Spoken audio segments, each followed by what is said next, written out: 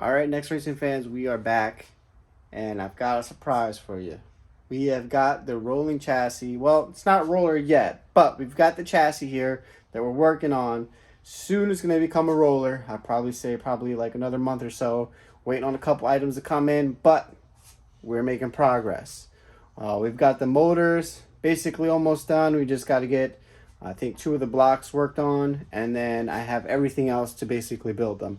So from the valve cover all the way down to the oil pan, we've got everything that we need for it.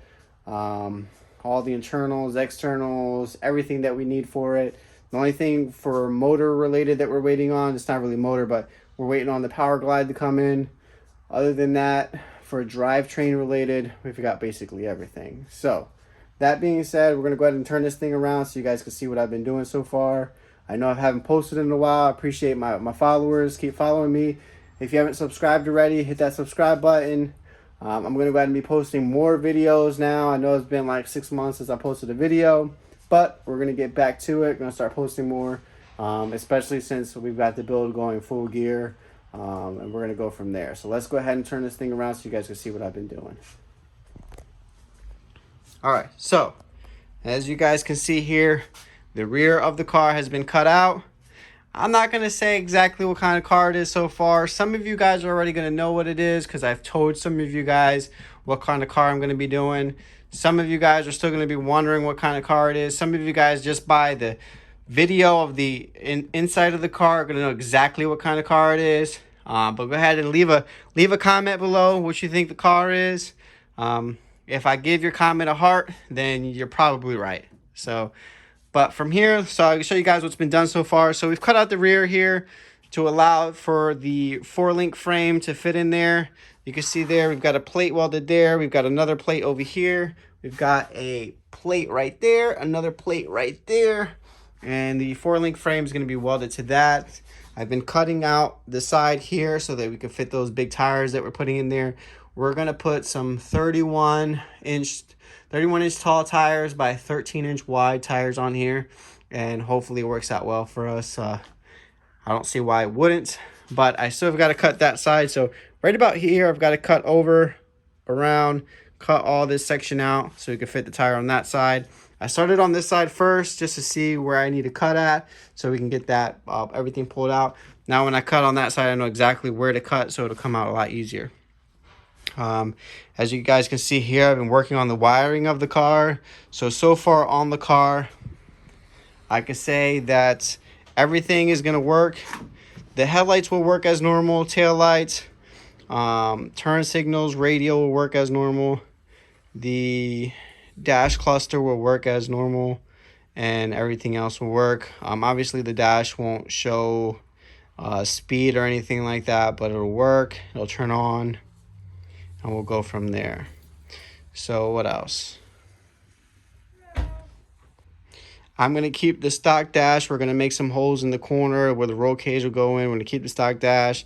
We're going to keep the stock e-brake there, although it's not going to be usable, but it'll just be there. The center dash will be there. I'll show you guys the front here. This is the 4-link frame here. As you can see, it's a 4-link frame. Again, I've been doing the wiring here. What I basically did was all the fuses that I'm not going to be using. I'll give you an example, like the fuel pump. What else? The AC compressor fuse. All those stuff that I'm not going to be using. I basically took out the fuse and removed the pins out the back. Have all the wires here.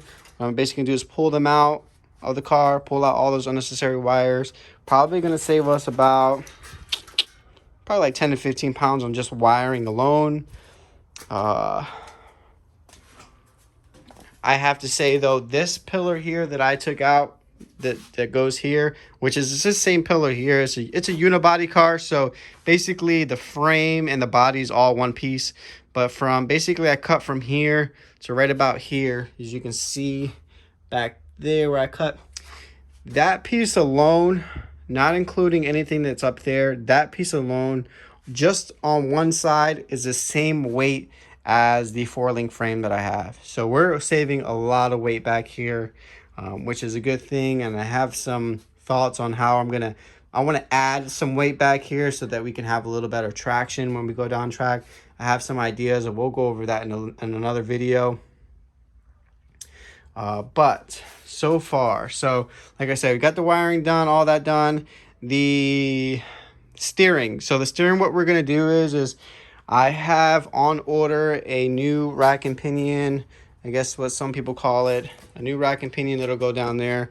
It's a manual rack and pinion, so no power steering, none of that stuff. It'll be manual.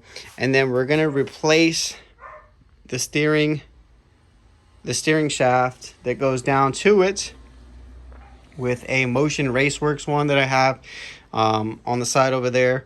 But what we're going to do is we're going to keep the turn signals. We're going to keep the key, or the key that goes in there, turn the key on. What else?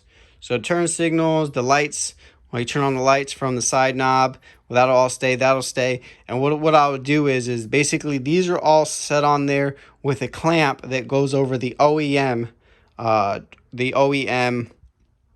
steering column. I'm going to remove that clamp. The steering column that I have for it is a lot thinner. So what I'm going to do is I'm going to remove what's necessary, and then I'm going to build a clamp that basically clamps from the back of the shaft in the front of it, and it basically keeps the bigger shaft in its spot so it doesn't go anywhere. And you guys will eventually see that once we get to it. You'll see basically what we're saying here. Got a lot of the parts here. Some of this is going to go, some of it's going to stay. Haven't decided yet. So like the window or the sun visors, I haven't decided yet if I'm going to put them back yet or not. I have to see exactly where the main hoop goes here to see if it's going to fit or not. This vehicle here does have a sunroof on it, so it's a good... I'm going to obviously keep the sunroof here. I'm going to keep it. We're going to keep the sunroof. So on hot days, we can open that up since we're not going to have any AC. But as you guys can see, we've been getting a lot of work done. I tore this car, gutted it completely. It was a rolling chassis when I got it. I basically tore it apart, took the seats out, sold everything that I wasn't going to use. The wheels and tires on it, we're going to obviously remove these. These are the wheels that came and wheels and tires that came on it. We're going to remove these eventually, and we're going to put some other ones on there. So for now, I'm not sure because I'm definitely going to run some beadlock wheels, but I haven't decided which versions yet. And there's so many new companies that are out there that do have some SFI spec wheels that look really nice that I could get. And I can get them for cheap as of right now, non-beadlock. I think beadlock, they're running right around $13.50 a wheel. And non-beadlock, they're running around $600. So, and then I can get them beadlock later on. I think beadlock costs right around $400 a wheel. $450 a wheel, I would say. And that's for double beadlock. So we're looking at less money down the road to double beadlock them later on than to beadlock them now with the company that I'm going to use to actually get them beadlocked. So we're probably going to get non-beadlock wheels for now. Set everything up, make sure everything works perfectly, flawlessly in terms of fitment. And then once we have everything that's fitted perfectly, we'll send the wheels off to get beadlock.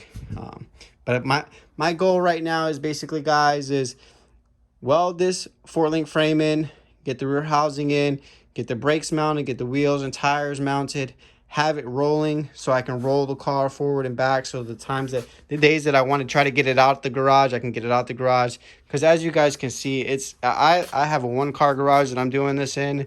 And some of you guys are going to be like, that's crazy that he's doing that in a 1-car garage. But like, I'm going to show you guys now. So look,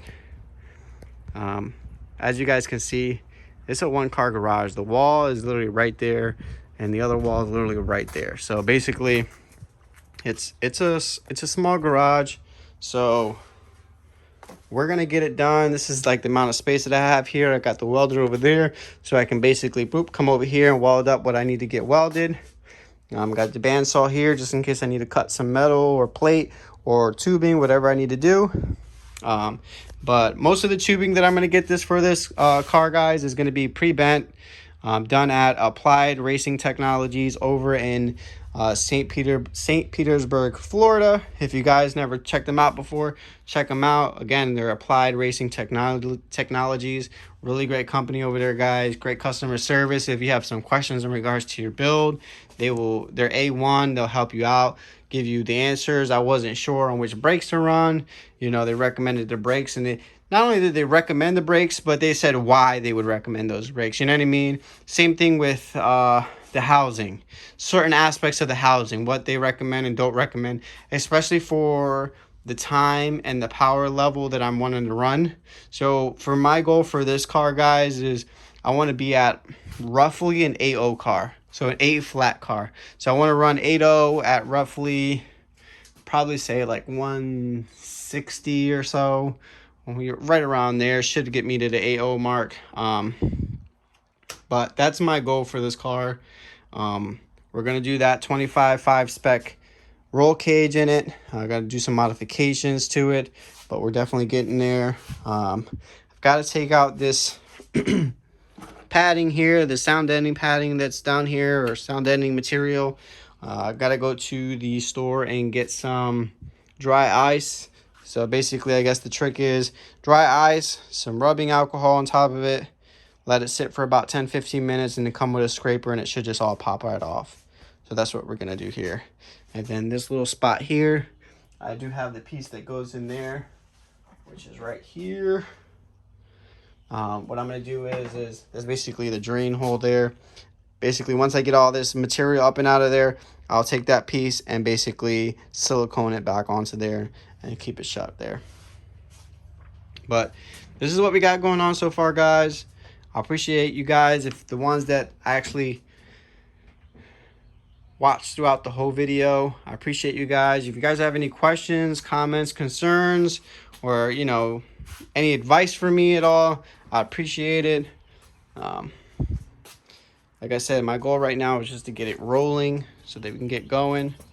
Here is the 4-link frame again. Those are the back wheels that I took off, which I will be selling those back wheels. All the wheels on the car will be selling. Anybody interested in those wheels, I'll sell them for dirt cheap. Once I get the car rolling, I'll sell you those wheels dirt cheap. So hit me up in the comments or on my Facebook page, nextracing.com, if you're interested in these wheels. Look, I'm going to show you guys one more time.